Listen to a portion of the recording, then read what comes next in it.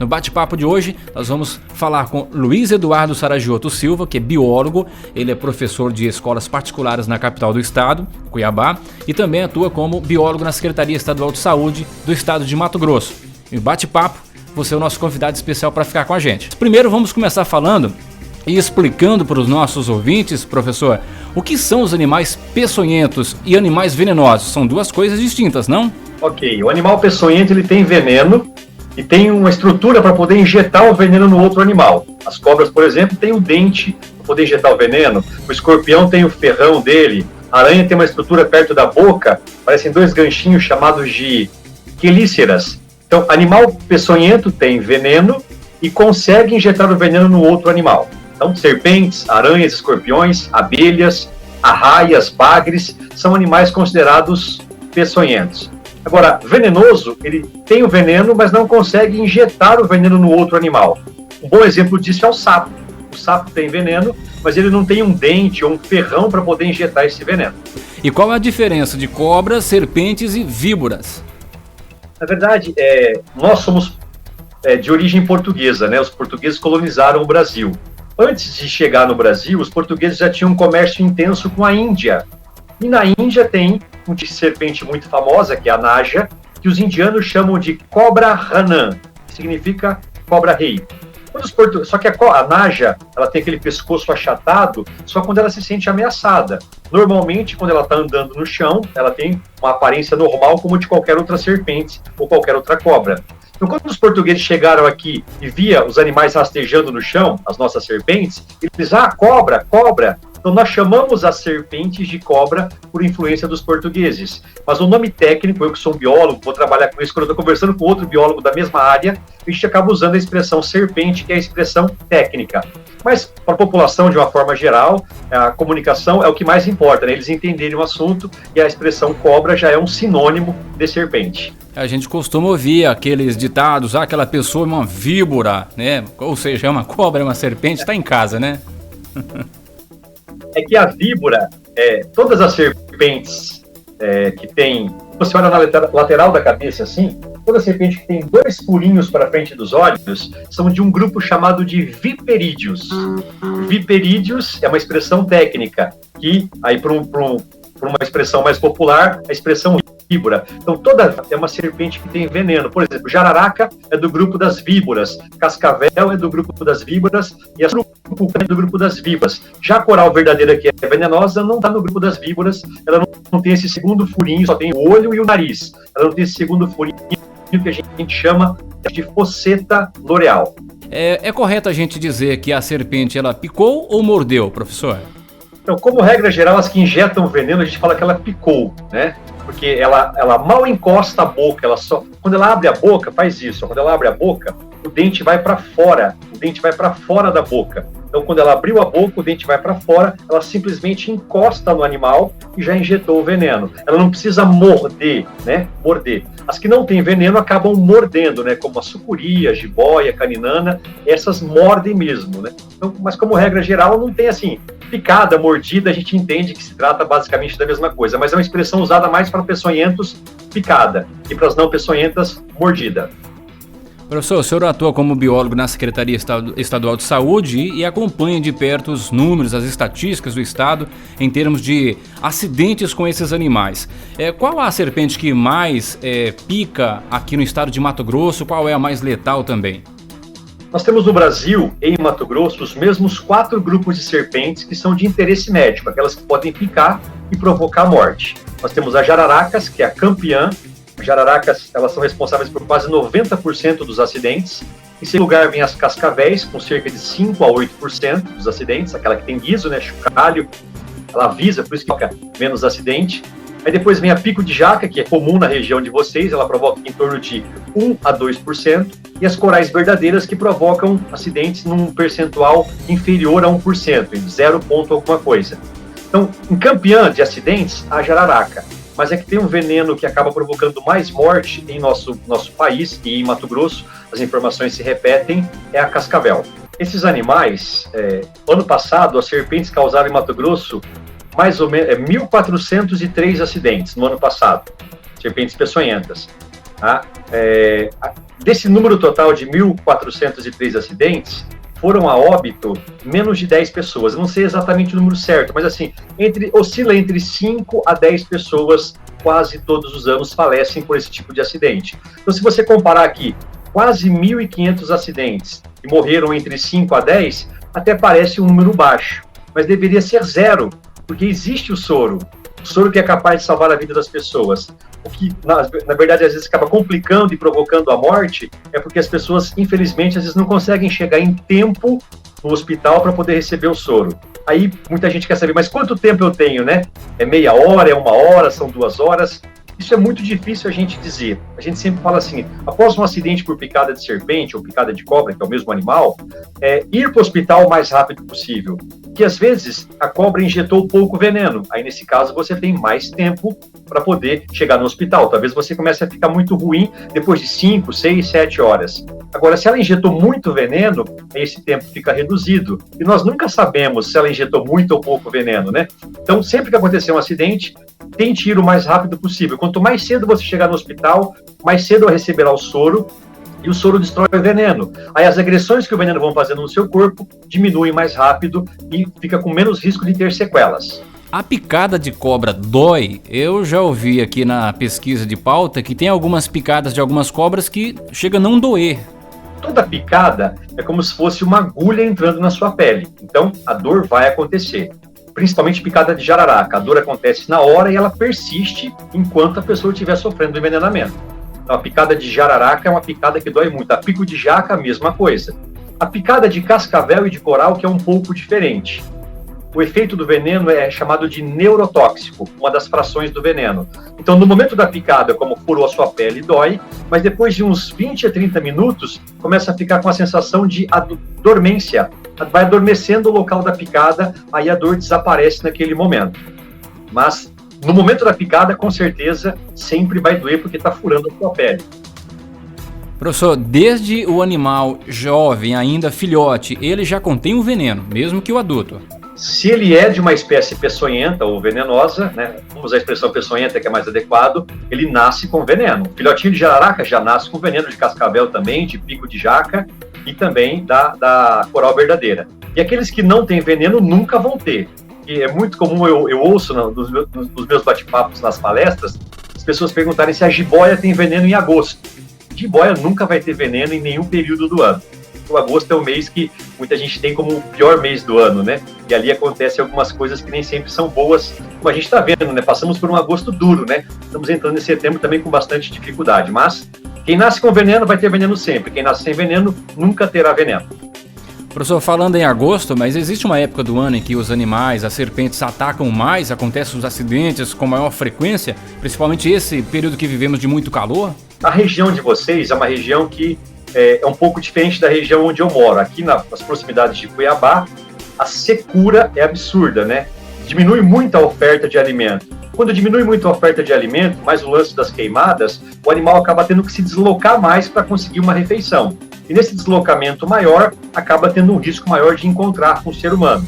Então eu não sei aí, para o norte, eu não sei se está chovendo ou não, mas pense assim, sempre no período da seca, o bicho vai ter que se deslocar mais para tentar buscar comida. E, obviamente, aí o risco de um acidente fica aumentado. Professor, então vamos lá para a parte prática. O cidadão está lá no campo e ele tomou uma picada de uma serpente. Qual que é o primeiro procedimento que ele deve fazer? Tem alguns mitos, por exemplo, de colocar o torniquete. Isso é recomendado? Então, o torniquete, que é amarrar o local da picada, né? As pessoas amarravam o local da picada antigamente e furavam, às vezes, para tentar sugar o sangue, são práticas que hoje a medicina entende que não ajudam em absolutamente nada, né? Os profissionais do Butantan, os médicos do Butantan, nos orientaram num curso que eu tive recente lá, e eles nos disseram exatamente isso, que nenhuma ação mecânica. O que eu posso fazer no local da picada? Lavar o local da picada, porque a boca da cobra, além de veneno, tem bactérias. Se você tiver água e sabão, lavar com gelo à disposição, coloque o gelo em cima do local da picada, porque o gelo diminui a circulação do sangue, mas não para. Aí que muita gente no passado amarrava por achar que amarrando o veneno se espalhar pelo resto do corpo. cidade, o veneno vai ficar mais concentrado na área que está amarrada, isso é verdade. Só que o veneno ficando concentrado ali, ele vai iniciar o processo de destruição daquela região mais rápido. Se eu deixo o veneno espalhar pelo corpo, ele vai demorar mais para iniciar suas agressões, porque ele está mais diluído.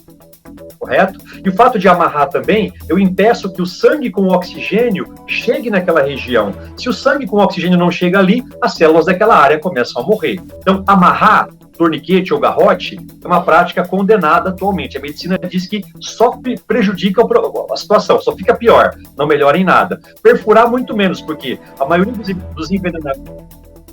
dos envenenamentos de jararaca e de pico de jaca causam hemorragia. Se eu furar, vai sangrar mais ainda e a pessoa tem um risco maior de morrer por quadros hemorrágicos. Então, ação local, só lavar com água e sabão. Se tiver gelo, o gelo em cima do local da picada, coloque o gelo com um pano, porque se eu colocar o gelo direto na pele, vai queimar. E a pessoa pode beber água numa quantidade suficiente, não em excesso, tá? Mas tem que estar sempre bem se hidratando, sem exageros, mas hidratando. E o membro afetado, leva ele inclinado para cima. Né? Se é no braço para cima. Não precisa ficar com a mão assim. Coloca ela no peito, assim, ó, na altura do peito. Se você ficar assim, você não suporta. Chega uma hora que vai estar doendo o seu braço, você não aguenta. Então deixa na altura do peito, mas inclinado para cima. Você pode me dizer, mas o veneno não vai descer mais rápido?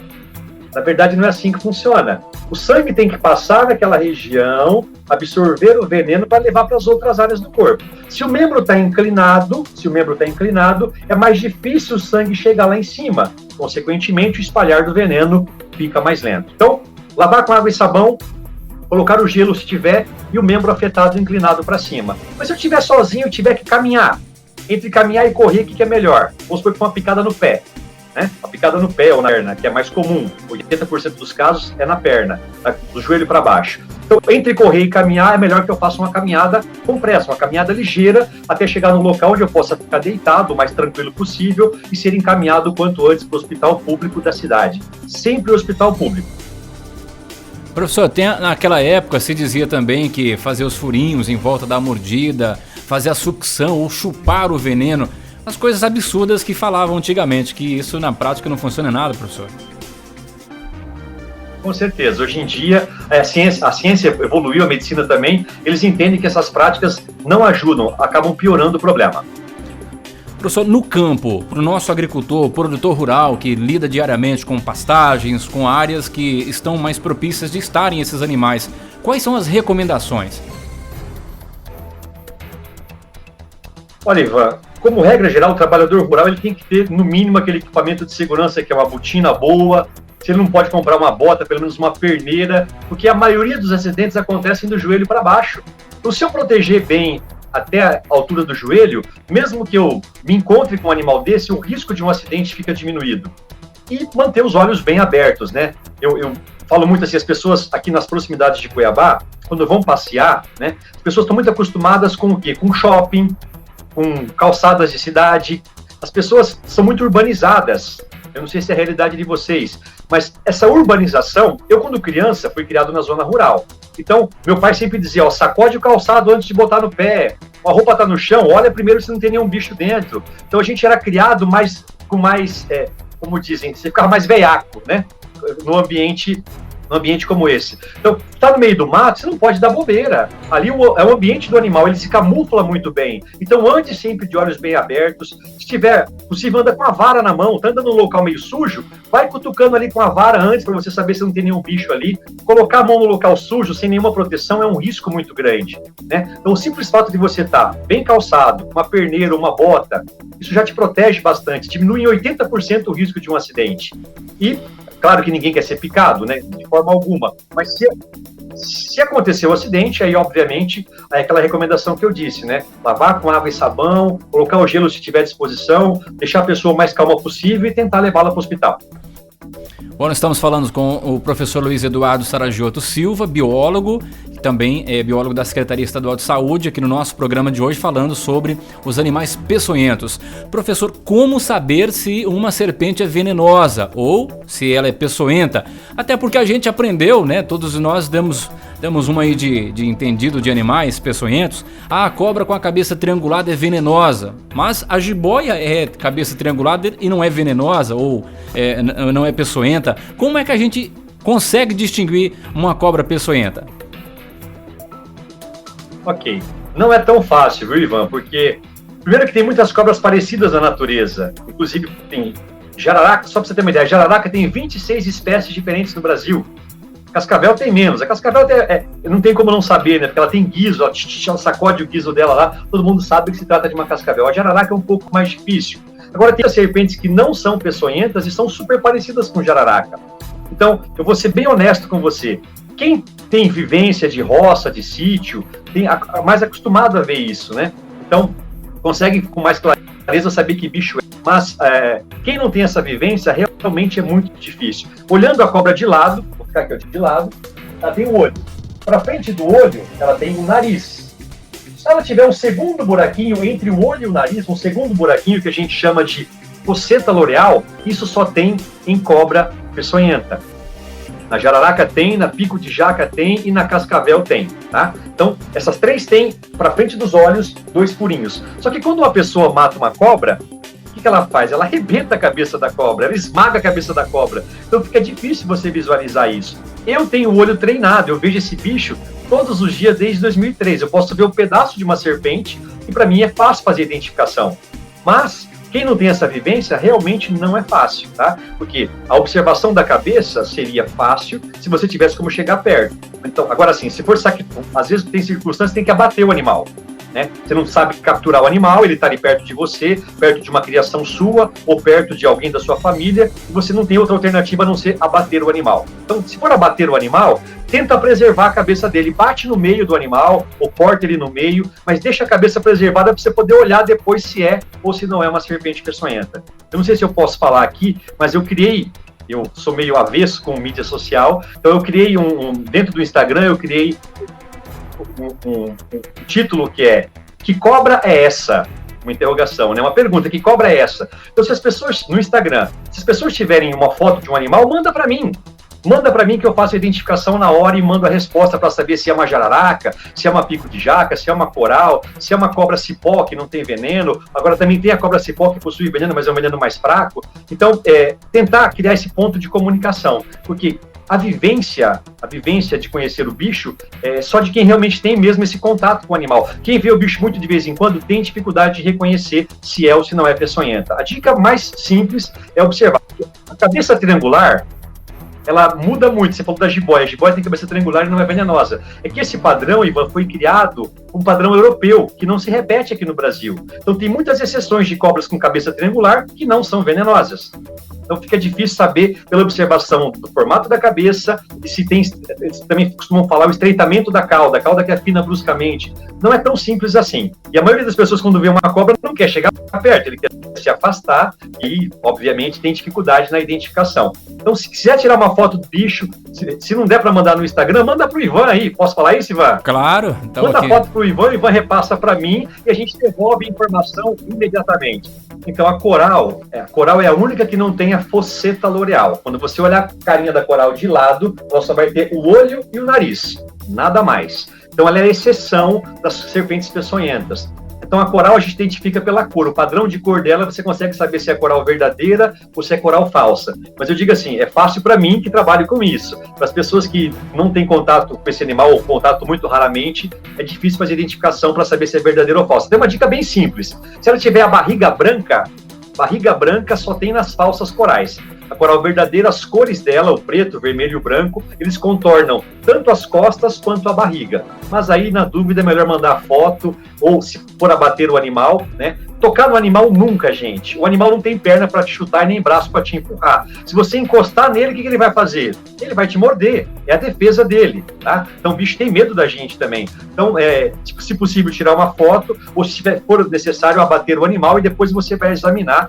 se ele tem ou não essas características. O professor tem hábitos diferentes, né, dessas serpentes. Por exemplo, tem a serpente que ela atua mais à noite, mais de dia, eu digo na forma de caça, né, dos seus alimentos, mas que nesse momento pode também ter um acidente com o ser humano?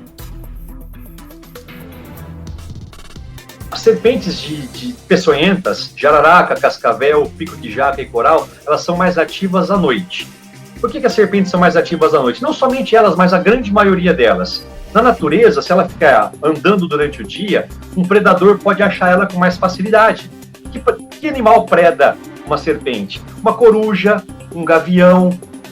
Não sei se na região de vocês tem aqui, mas próximo de Cuiabá tem um animal chamado siriema. A siriema é um grande predador de cobras. E ainda tem cobras que comem cobra. Tem uma cobra chamada mussurana, ela é toda preta, ela é predadora de outras cobras, inclusive de cobras venenosas. Ela mata e come cascavéis e jararacas, ela é imune ao veneno delas, não sofre com o veneno delas, e ela é matadora de cobras venenosas. A coral verdadeira também come outras cobras. Então, elas são mais ativas à noite por outro motivo também, o calor. Nós, quando estamos no calor, a gente consegue regular a nossa temperatura. Se começa a esquentar o corpo, você transpira e baixa a temperatura. As cobras não têm glândulas sudoríparas, elas não transpiram, elas não conseguem ficar suada.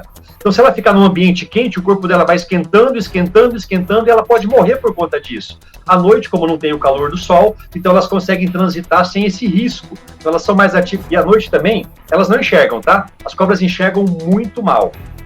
Então, elas se orientam mais pelo olfato e pela vibração do solo. Quando você vai andando, você treme a terra, né? Dá uma tremidinha, ela consegue perceber pela vibração, se é uma vibração grande, animal grande, vibração pequena, animal pequeno. Então ela sente muito o calor também que você solta do corpo. Ela percebe o calor que você solta do corpo quando você se aproxima dela. Mas a visão delas é péssima. Então elas perceberam que para elas é mais vantagem se movimentar e caçar à noite do que durante o dia. Durante o dia seria mais risco, porque ela pode ser vista tanto por nós quanto por um predador e ser abatida. A serpente, ela ataca as pessoas por si só ou quando elas se sentem ameaçadas? Existem cobras ou serpentes que correm atrás do ser humano? Na verdade, não, tá? Como regra geral, as serpentes morrem de medo da gente. Às vezes ela ataca por qual motivo?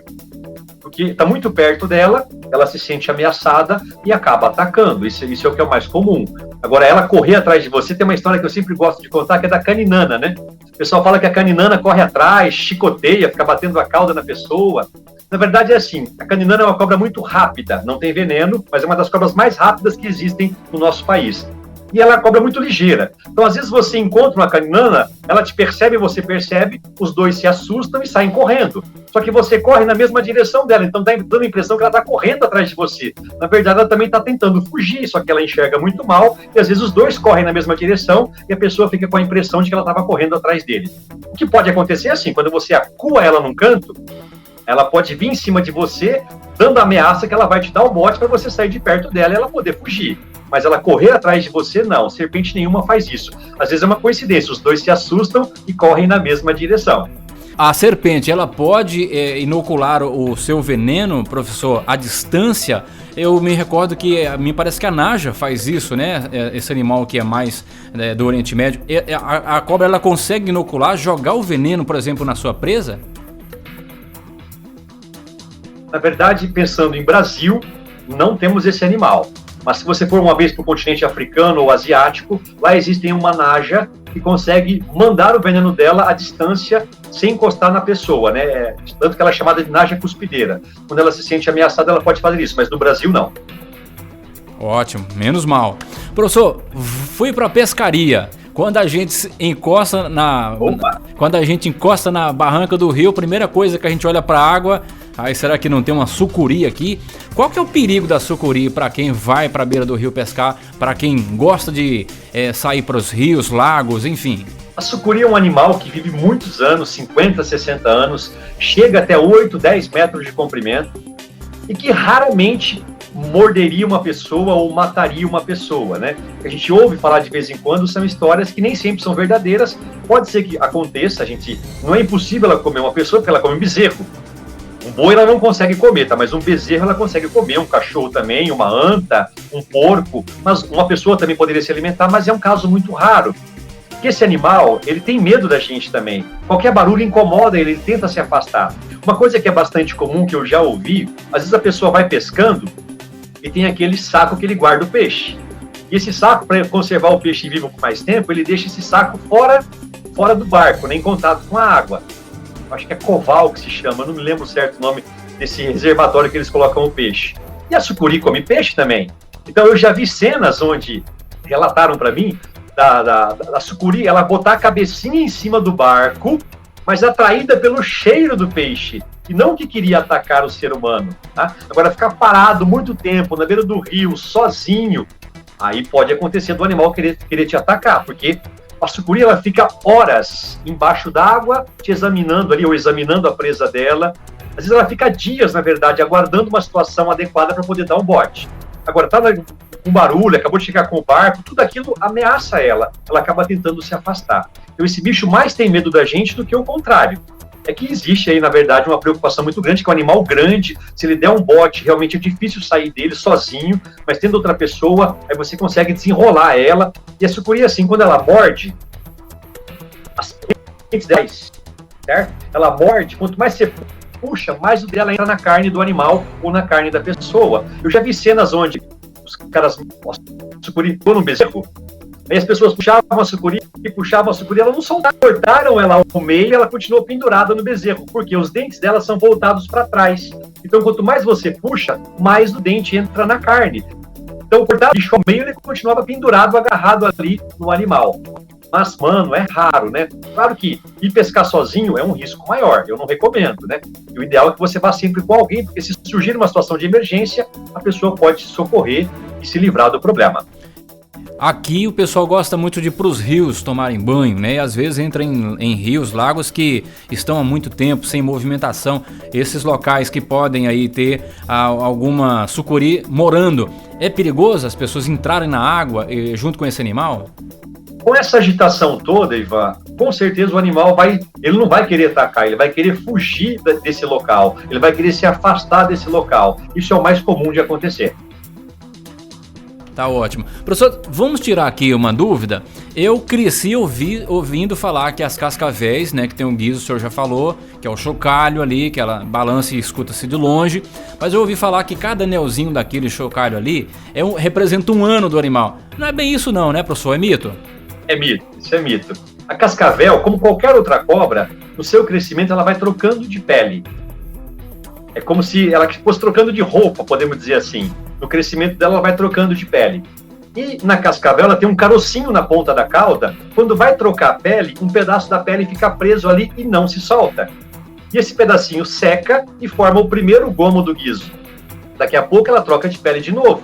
Aí forma um segundo gomo do guiso. Ela pode trocar de pele entre 7 a 8 vezes por ano. Então, em um único ano, ela vai formar 7 a 8 gominhos. Então, a relação da idade das cascavéis com o número de gomos do guiso, isso é mito. Então, tem a ver com as trocas de pele, mas ela faz muitas trocas de pele ao longo do ano, entre 5 a 8 trocas, isso é bastante comum. Então, se eu encontrar uma cascavel com um guiso com 12 gomos, é porque ela trocou de pele no último período de tempo 12 vezes, mas não significa que ela tenha 12 anos. As cascavéis vivem em média 30 anos. E ao longo dessa vida, com certeza, ela vai trocar de guiso muitas vezes. Quando ele fica grande, ele acaba quebrando e ela volta a formar novos a partir das novas trocas de pele. Tá aí, a minha mãe tá ouvindo agora, mãe, não é verdade a história do guiso lá, 12, 13 anos que tinha cascavel, viu? Pode ficar tranquila. Professor, vamos tirar uma outra dúvida do nosso ouvinte. As pessoas perguntam o seguinte: a cobra, ela produz ali o veneno, né? A serpente produz o veneno, que quando ela ataca a presa, as duas presas ali injetam o veneno. As pessoas perguntam, por que essas cobras não morrem com o próprio veneno? Até tem um ditado, né? Morreu com o próprio veneno. E se ela picar uma outra serpente da mesma espécie, ela pode matar a outra serpente? Não mata. Já presenciei várias situações, porque eu trabalhava num espaço onde nós tínhamos quase 400 cobras vivas, e a maioria eram jararacas e cascavéis. Então, às vezes, quando você vai alimentar o animal, manejar ele, quando você encosta o gancho nele para poder manejar, ela vira e se pica. Não porque ela queria se picar, ela queria picar o gancho e acabava picando ela mesma. Então, eu já presenciei várias vezes essa circunstância, e ela não morre pelo próprio veneno, aí, então essa história é mais mito do que verdade.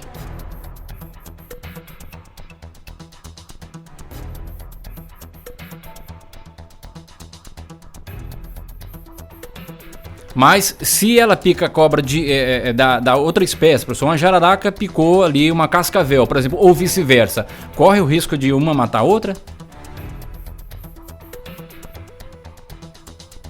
Aí sim, aí é possível que o envenenamento de uma consiga matar a outra se forem de espécies diferentes.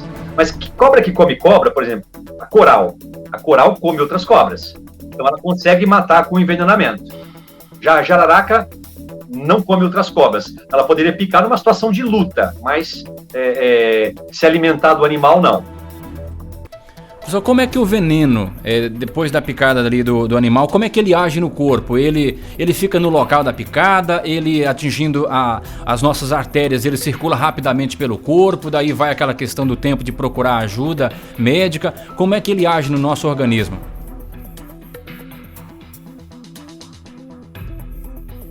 Como regra geral, o veneno, ele não fica no local da picada. Esse veneno vai acabar se espalhando para o restante do corpo. E tem algumas pessoas que têm o azar da picada ser dentro de uma veia. Quando a picada é dentro de um vaso sanguíneo, esse espalhar do veneno acontece com maior velocidade, aí essa pessoa teria menos tempo para buscar o socorro. Já quando é picado, pega só na musculatura, aí devagarinho o sangue vai absorvendo esse veneno e o processo de espalhar acaba se tornando mais lento. Então o veneno não fica no local da picada, ele vai se espalhando pelo corpo todo. Só que para isso acontecer, demora algumas horas, que é exatamente o tempo que as pessoas têm para poder ser socorridas. Certo, então vamos entrar agora no campo do tratamento, né, de uma possível picada aí de uma serpente. A gente conhece o soro antiofídico, né, que é produzido aí pelo Instituto Butantan, como outros institutos no Brasil, mas o Butantan é o mais conhecido, é o que produz inclusive para o Ministério da Saúde. Como é que funciona o soro antiofídico? Ele é produzido pelo próprio veneno do animal, daquela espécie, professor? Exatamente. O Instituto Butantan em São Paulo tem centenas de cobras que eles usam para tirar o veneno. Então, eles tiram o veneno da cobra a cada 20 dias. Então, eles tiram o veneno da serpente, aí daí 20 dias pode tirar de novo, porque já encheu a bolsa novamente. Eles tiram esse veneno e mandam para a fazenda deles. Eles têm uma fazenda próxima de São Paulo, onde eles têm uma tropa de mais de 700 cavalos só para essa finalidade. Aí eles injetam no cavalo uma pequena dosagem do veneno, porque se injetasse uma dosagem equivalente à picada, o cavalo morreria também. Então injetam um pouquinho desse veneno, porque toda vez que qualquer animal, inclusive a gente, quando você recebe uma substância estranha dentro de você, o seu sistema de defesa estuda essa substância estranha e começa a fabricar uma arma contra ela. Essa arma é chamada de anticorpos. Então isso acontece com os cavalos. O cavalo recebeu o veneno da serpente e cerca de 10 a 15 dias ele estuda aquela substância e começa a fabricar os anticorpos. Essa substância é tirada do sangue do cavalo, passa por vários processos de purificação e é colocado em ampolas. Essas ampolas com anticorpos fabricados pelo cavalo que vão salvar a vida de uma pessoa picada por cobra, ou por aranha, ou por escorpião. Só que os soros são específicos. Por exemplo, tem o soro só para o envenenamento de jararaca, tem o soro só para o veneno de cascavel. Então, se eu quero fazer os cavalos produzirem anticorpos contra o veneno da jararaca, eu injeto no cavalo o veneno da jararaca. Se eu quero que ele produza anticorpos contra o veneno da cascavel, aí eu injeto o veneno da cascavel e assim por diante. Então, só para ter uma ideia, Ivan, da tirada do veneno da cobra, aplicou no cavalo, extrai esse anticorpo, passa por vários processos de purificação. Sabe quanto tempo leva? É uma gestação. São 9 meses do começo até o final da produção. Aí esse produto está pronto, o Instituto Butantan vende para o Ministério da Saúde e o Ministério da Saúde distribui isso para as secretarias estaduais de saúde de todos os estados do Brasil, inclusive do Mato Grosso. E Mato Grosso chega em Cuiabá e depois de Cuiabá espalha isso, distribui isso para 70 municípios do nosso estado. Inclusive a região de Juína possui, no Hospital Público de Juína possui o soro para esse tipo de atendimento. Para as pessoas que querem descobrir onde tem soro, em quais cidades de Mato Grosso tem soro, é bem simples. Você vai na internet, no Google e clica site do Ministério da Saúde. Abriu a tela do Ministério da Saúde, o site. Aí tem, na abertura da tela, tem num canto esquerdo, saúde de A a Z. Aí você clica em cima, o segundo nome que aparece na lista é animais peçonhentos. Aí você clica em cima de animais peçonhentos, e ali ele abre várias informações de animais peçonhentos. Você vai descendo nas informações, até que chega a lista dos hospitais de Mato Grosso que possuem atendimento contra acidentes com animais peçonhentos, inclusive com o telefone do hospital. Ali você vai descobrir quais cidades de Mato Grosso possuem atendimento para esse tipo de envenenamento. Você pode, inclusive, ligar lá e falar assim, olha, está tendo atendimento para picada de cobra? Eu vou fazer uma trilha, eu vou numa cachoeira, ou eu vou pescar, e eu queria saber se na região aí está tendo soro. Se você faz isso, você já está preparado, ninguém quer ser picado. Mas se acontecer um acidente, você já sabe onde ir. E um acidente por animais peçonhentos, serpente, aranha, escorpião, quanto mais cedo você chegar no hospital, menor é o risco da pessoa morrer ou de ficar com alguma sequela grave por conta disso. Agora, antigamente, professor, se falava de um tal de específico pessoa, que a pessoa picada de cobra tomava aquele específico. Isso não funciona, não existe, professor. O que existe é o soro antiofídico. O específico pessoa existe desde 2020, perdão, desde 1920, há mais de 100 anos. Existe esse preparado de erva chamado específico pessoa. Na época, Ivan, quando alguém era picado por uma cobra, não tinha soro antiofídico como nós temos hoje. Então, às vezes, a pessoa era picada por uma cobra que não era venenosa. Ele tomava específico pessoa e sobrevivia, mas porque a cobra não era venenosa. Lembra aquela história da dificuldade de identificar se é venenosa, se não é? Mas o fato de não ter morrido, ele acreditava que era por ter tomado o específico pessoa.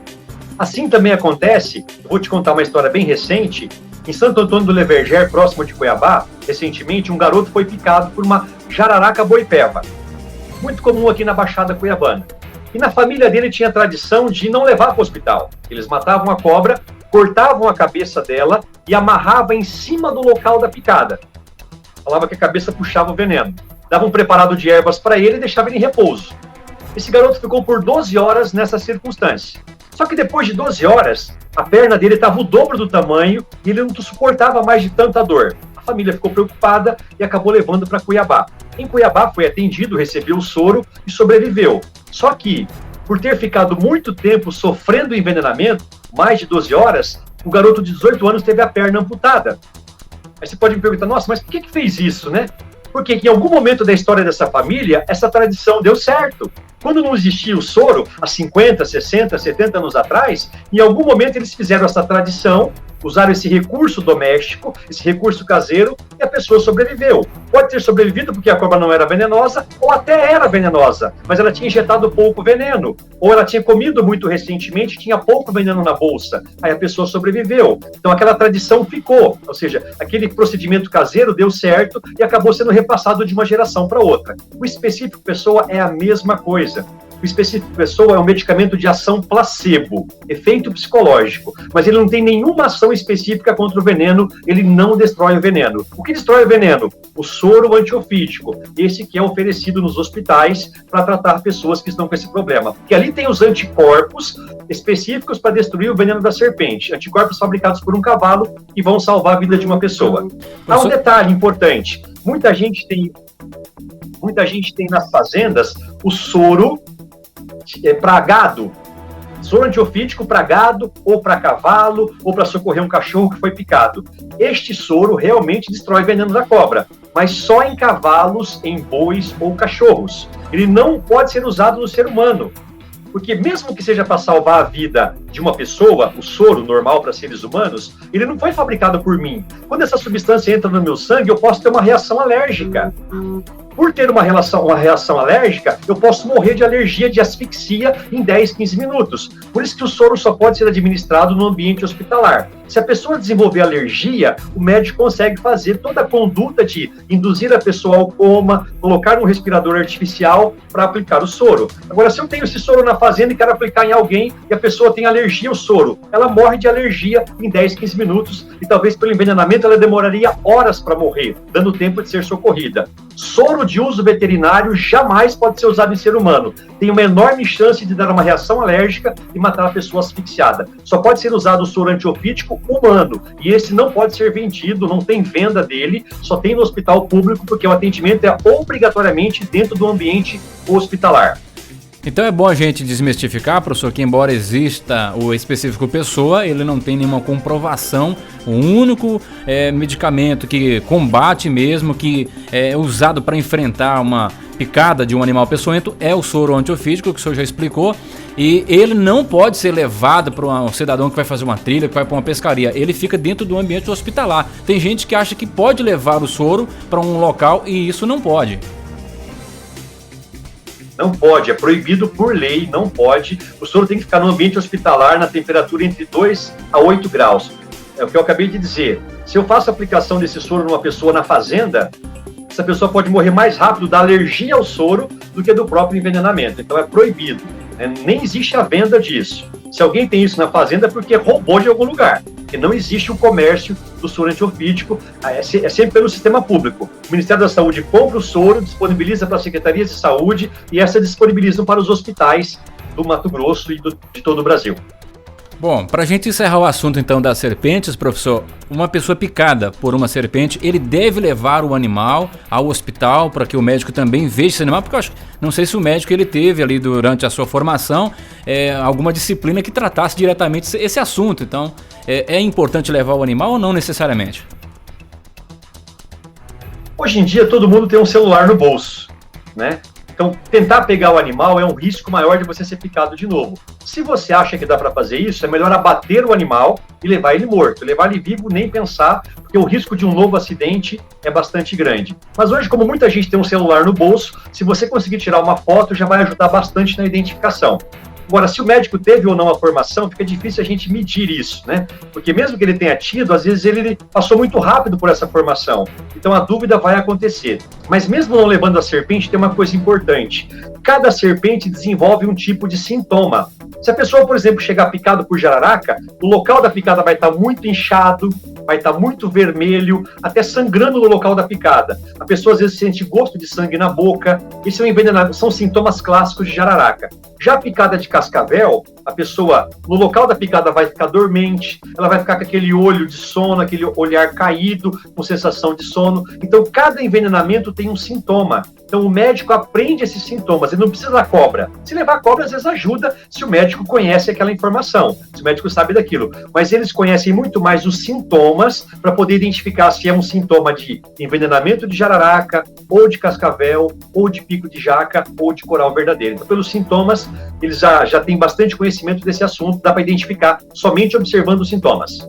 Por enquanto, professor, muito obrigado pela atenção, pelo bate-papo, pelas informações e até o nosso próximo encontro, professor. Se Deus quiser, obrigado a vocês pelo convite. Eu estou à disposição assim que for necessário. Obrigado, biólogo, professor. Um abraço a todos. Luiz Eduardo Saragioto Silva, diretamente de Cuiabá, participando com a gente aqui do nosso Pauta Livre, dando esse show de informação para que nós possamos ter cada vez mais cuidado aí no nosso dia a dia. Muito obrigado mais uma vez, professor Luiz Eduardo Saragioto. Obrigado, professor. Tchau, tchau. Fique com Deus. Um abraço, professor. Tudo de bom, professor, viu?